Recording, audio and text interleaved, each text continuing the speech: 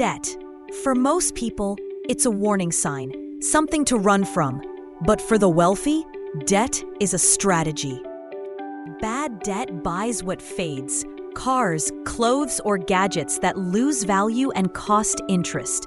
It takes from your future to pay for your present. Good debt buys what earns: assets that create cash flow or grow in value. It lets you control more with less of your own money. There's an easy way to tell them apart. If it pays you, it's good. If it costs you, it's bad. Simple rule, massive difference. The wealthy borrow to build. They use low-cost debt to acquire high-return assets, letting time, tenants, and inflation work in their favor. Debt isn't dangerous. Discipline is what makes it safe. Smart investors track numbers, set limits, and never borrow for lifestyle.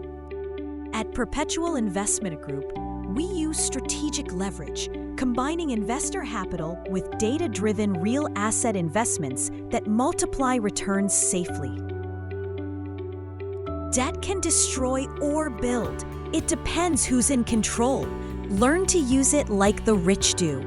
Subscribe for weekly lessons that make money simple, practical, and powerful.